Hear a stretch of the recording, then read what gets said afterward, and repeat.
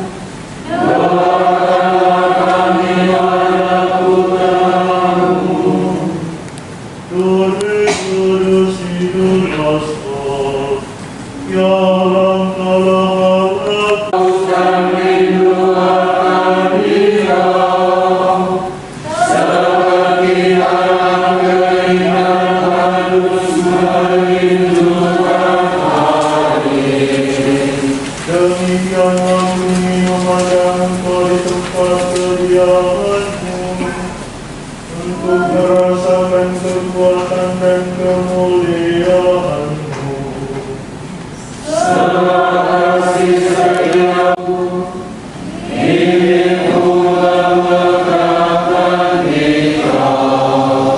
Allah dan mencipta semua hidupku, mengadakan tangan kepadamu.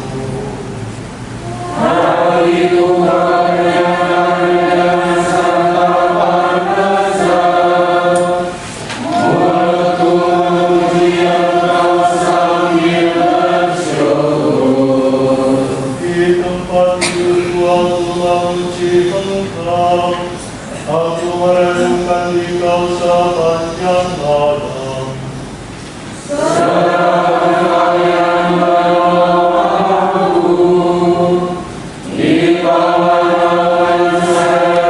Semesta kami, antikon pertama.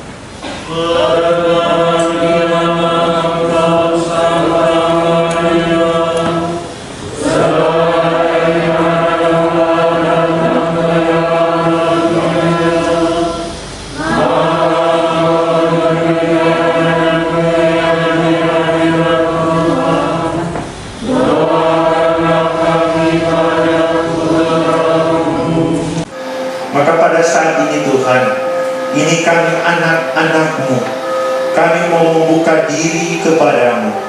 Biarlah pada saat ini Engkau mencurahkan Roh Kudus-Mu ke dalam hati kami masing-masing, agar dengan bantuan Roh Kudus-Mu kami sungguh dimampukan untuk mendengarkan Engkau yang menyapa kami pada hari ini, mendengarkan Engkau yang bersabda kepada kami semua pada hari ini. Allah Bapa yang Maha Kuasa, kami mohon, singkirkanlah segala penghalang dalam diri kami masing-masing. Biar Engkau sendiri yang merancang Sinode Para Uskup 2021 sampai 2023 di Keuskupan Bogor.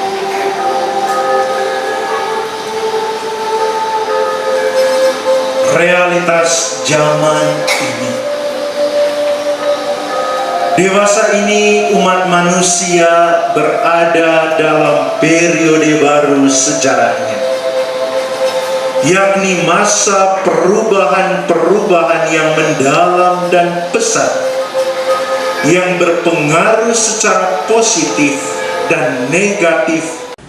Dari pembukaan kita ibadah permohonan kita ya selalu mohon Roh Kudus, dan ibadat kita itu memakai kita mohon rahmat perlindungan Bunda Maria sebagai Ratu, dan ternyata hari ini di Pelabuhan Ratu, Pelabuhan Ratu yang terdiri atas 3 stasiun, sungguh luar biasa, yang sangat jauh dari pusat. Bapak Ibu, kita masuk ke pengantar. Bapak Ibu, tadi sudah kita diajak ke sini itu ngapain sih? Jumlahnya tadi MC mengatakan ada 47. Ternyata di kitab suci itu juga terjadi. Yang dipanggil banyak, tapi yang dipilih sedikit. Dan saya yakin yang hadir di tempat ini tuh dipanggil dan dipilih. Tepuk tangan itu. Pelabuhan Ratu, Cikembar, dan Cikasih. Jadi ternyata datang untuk rekoleksi itu pun sebuah panggilan dan pilihan dari Tuhan. Maka bersukacita karena memang dipilih. Orang yang dipilih itu bersukacita. Jadi kita itu mau ngapain? Tujuannya tadi kan sebagian dibuka oleh Romo Vikjen. Kita melihat kita mau menghidupkan kembali semangat jalan bersama. Pertama bersama Tuhan, bersama Rohnya sendiri ya Roh Kudus, tapi bersama umat Allah yang lain. Maka tadi ada 3 stasi. Kita diajak bersama, menyegarkan iman umat dan untuk menguatkan semangat sebagai teman seperjalanan.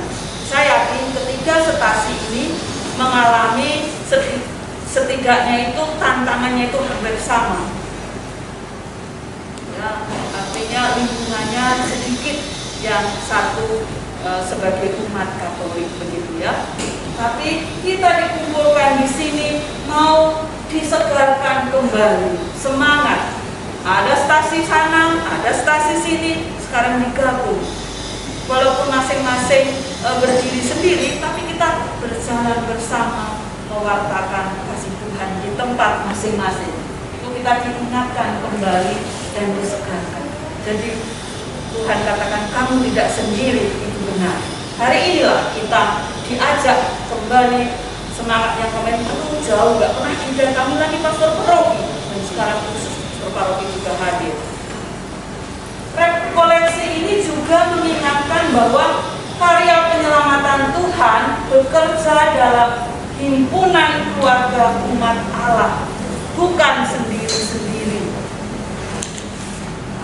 Jadi adalah yang penting ke gereja misa, yang penting aku rajin berdoa sendiri, ternyata itu masih kurang. Kita harus menyadari bahwa keselamatan itu diberikan pada umat Allah, paroki, keuskupan, bahkan dunia.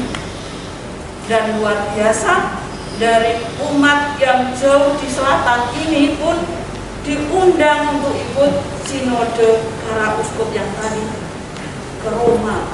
Kita nggak diutus ke Roma sana, tapi nanti diwakili oleh pimpinan kita yaitu Monsinyur Pascalis. Tapi kita terlibat. Apa yang kita bicarakan di sini pun itu akan membawa sampai ke sana. Yang luar biasa. Jadi selain lingkungan juga keluarga kecil. Keluarga itu juga gereja mini. Jadi kita keselamatan itu juga diberikan di sini. Yang kedua, membuka diri terhadap Roh Kudus.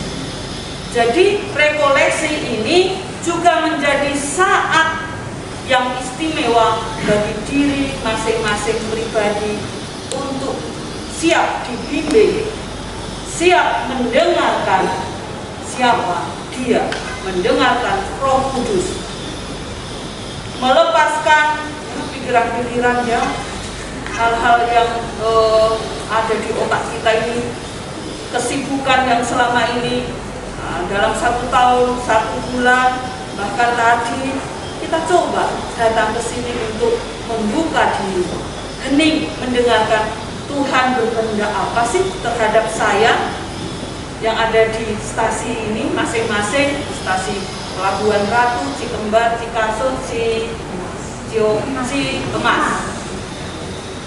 Jadi kita masing-masing punya panggilan. Jadi kita coba memberi ruang pada suara hati, pada kehendak Tuhan. Itu ditemukan dalam keheningan batin, keheningan hati, dan itu perlu diusahakan. Maka saat ini kita tinggalkan semua aktivitas masing-masing, hadir di tempat ini, mau ini waktu yang mewah pasti bagi kita. Di luar sana ketika kita nggak ikut rekoleksi, mari kita siapkan hati kita untuk memulai narasi kita. Doa sekali lagi, kita mohon Roh Kudus membimbing kita. Dalam nama Bapa dan Putra dan Roh Kudus. Allah Bapa yang Maha Kuasa, kami bersyukur dan berterima kasih kepadamu karena Engkau sendiri yang mengumpulkan kami kawanan kecil ini di tempat ini. Engkau rindu Tuhan agar kami pun boleh mendapatkan rahmat-rahmat yang sudah Kau sediakan bagi kami. Dan kami yakin dan percaya juga Engkau mengetahui kerinduan-kerinduan kami. Maka pada saat ini Tuhan, ini kami anak-anak-Mu, kami mau membuka diri kepadamu. Biarlah pada saat ini Engkau mencurahkan Roh Kudus-Mu ke dalam hati kami masing-masing, agar dengan bantuan Roh Kudus-Mu kami sungguh dimampukan untuk mendengarkan Engkau yang menyapa kami pada hari ini, mendengarkan Engkau yang bersabda kepada kami semua pada hari ini. Allah Bapa yang Maha Kuasa, kami mohon, singkirkanlah segala penghalang dalam diri kami masing-masing. Biar Engkau sendiri yang merajai kami. Biarlah Roh Kudus-Mu yang merajai seluruh ada kami pada saat ini, sehingga kami sungguh-sungguh mendengarkan Engkau yang berbicara kepada kami. Bersabdalah ya Tuhan, kami anak-anak-Mu siap mendengarkan Engkau. Narasi refleksi kemasyarakatan Sinode Para Uskup 2021 sampai 2023 di Keuskupan Bogor. Realitas zaman ini. Dewasa ini umat manusia berada dalam periode baru sejarahnya, yakni masa perubahan-perubahan yang mendalam dan besar, yang berpengaruh secara positif dan negatif pada pelbagai nilai dan sendi kehidupan manusia. Perubahan-perubahan itu timbul dari kecerdasan dan usaha kreatif manusia, tetapi juga sekaligus menjadi awal mula dari pelbagai persoalan bagi manusia itu sendiri. Saat ini terjadi berbagai situasi paradoks yang diakibatkan berbagai perubahan dunia yang berpengaruh secara positif dan negatif. Mudahkan dalam upaya menjalin kesatuan dan solidaritas lintas bangsa melalui media sosial. Tetapi sementara itu juga sangat banyak yang merasa tersingkirkan, bahkan mengalami kesepian. Di mana banyak bangsa begitu berlimpah harta kekayaannya, akan tetapi juga terdapat begitu banyak penghuni dunia tersiksa karena kelaparan dan kekurangan, dan tak terhitunglah jumlahnya mereka yang sama sekali tidak berpendidikan. Dunia begitu dimudahkan dalam upaya menjalin kesatuan dan solidaritas lintas bangsa melalui media sosial. Tetapi sementara itu juga sangat banyak yang merasa tersingkirkan, bahkan mengalami kesepian. Alat komunikasi yang semakin canggih, misalkan handphone dan lain-lain, memudahkan pemberitaan peristiwa-peristiwa maupun penyebaran cara-cara berpikir dan berperasaan dengan sangat cepat, sambil tanpa disadari menciptakan penciutan atau kurangnya ruang refleksi pribadi, dan semakin menumbuhkan distorsi atau penyimpangan nilai dalam berelasi karena tanpa perjumpaan dan kehadiran. Perubahan yang pesat dalam kehidupan manusia saat ini nyatanya menimbulkan ketidakseimbangan karena kegagalan manusia meramunya dalam paduan berbagai hal yang serasi. Terjadi ketidakseimbangan antara pemusatan perhatian pada upaya mencari kemudahan-kemudahan praktis dengan nilai-nilai moral suara hati. Ketidakseimbangan yang melanda dunia dewasa ini sangat berhubungan dengan ketidakseimbangan yang lebih mendasar yang berakar dalam hati manusia. Manusia pada zaman ini menderita perpecahan di dalam dirinya sendiri, dan hal itu pula yang menimbulkan pertentangan yang cukup berat dalam masyarakat. Atas keadaan tersebut, gereja percaya bahwa kunci, pusat, dan tujuan seluruh sejarah manusia terdapat pada Tuhan. Dan oleh karenanya, setiap manusia yang hendak menemukan keseimbangan dan kedamaian harus kembali kepada Tuhan. Gereja mempercayai bahwa di balik segala perubahan yang terjadi saat ini, ada yang tetap tidak berubah, yaitu Tuhan Yesus Kristus. Dia yang tetap sama, baik kemarin maupun hari ini dan sampai selama-lamanya. Dan dalam terang inilah gereja berusaha memahami persoalan manusia di zaman ini. Kita semua yang hadir di sini pada saat ini diundang untuk hadir dan terlibat sebagai gereja. Para saudara yang terkasih, Tuhan memanggil setiap umat beriman.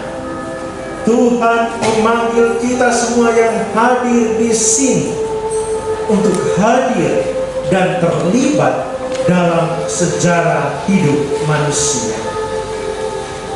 Setiap umat beriman dipanggil untuk hadir dan terlibat dalam berbagai kegembiraan dan keprihatinan yang terjadi di dalam masyarakat di mana kita hidup.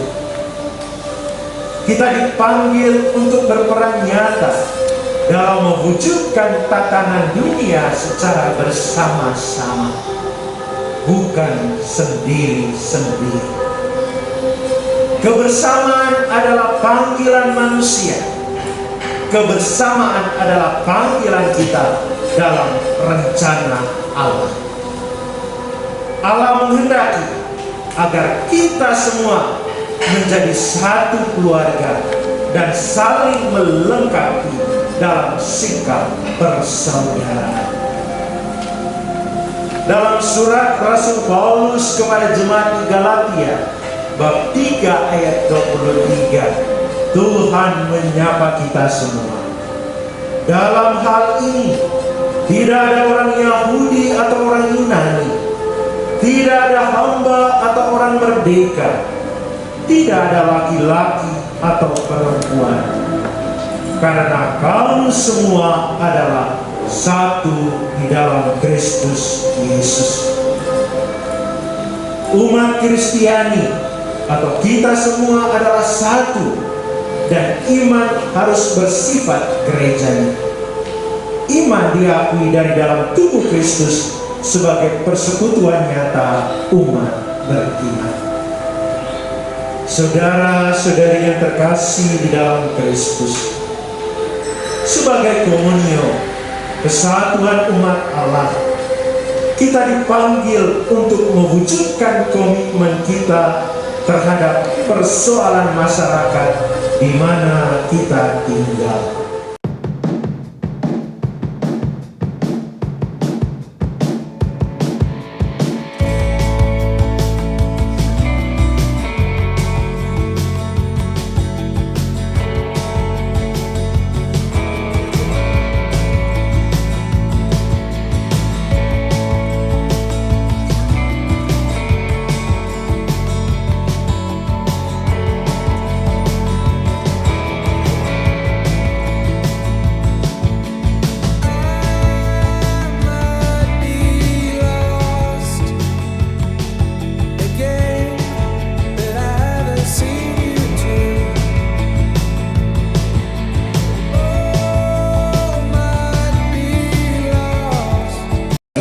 rekoleksi ini tidak hanya dimaksudkan untuk nanti kita membawa notulen yang sudah dibuat oleh para notulis tadi ke keuskupan untuk dijadikan semacam sintesis yang dilaporkan kepada Konferensi Wali Gereja Indonesia.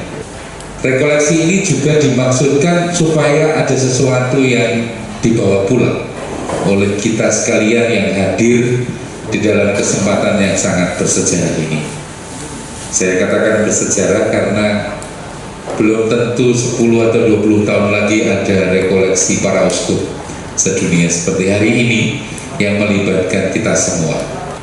Nah, apa saja yang layaknya kita bawa pulang yang akan saya sampaikan ini adalah pointer-pointer seruan yang disampaikan Paus Fransiskus sendiri kepada kita umat beriman di seluruh dunia. Romo dan Bapak Ibu sekalian, mendengar sharing yang tadi disampaikan di kelompok-kelompok, saya secara pribadi sangat kagum sekaligus terharu karena di tempat ini saya menemukan banyak sekali orang kudus, orang-orang yang rela dan bertahan di dalam tanda kutip kesendiriannya, nyamannya saya, tetapi menghadirkan diri, membuat orang-orang itulah yang menimbulkan atau membangun suatu optimisme dalam hidup kita, bahwa hidup kita itu banyak kebaikan, bahwa hidup kita itu begitu banyak tuntunan Roh Kudus yang memungkinkan kita tumbuh bersama. Dengan melihat atau pola pikir yang lebih positif dan lebih optimis seperti itu, bagi saya pribadi, kita itu bisa dibebaskan dari ketakutan-ketakutan, kita dibebaskan dari kekhawatiran-kekhawatiran, kita dibebaskan dari praduga-praduga yang seringkali salah.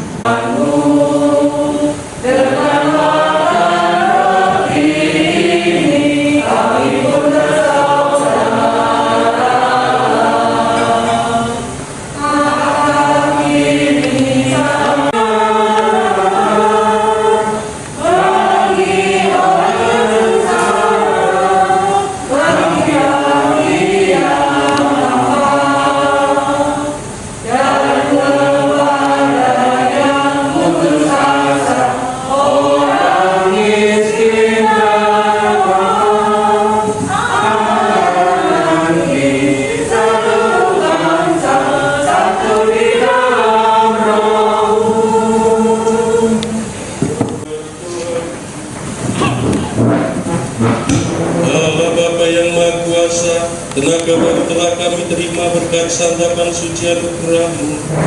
Semoga teladan kemartiran Santa Agatha menguatkan kami untuk mengabdi-Mu dan tidak takut berjuang mencapai hidup abadi. Dengan pengantaran Kristus Tuhan kami. Amin.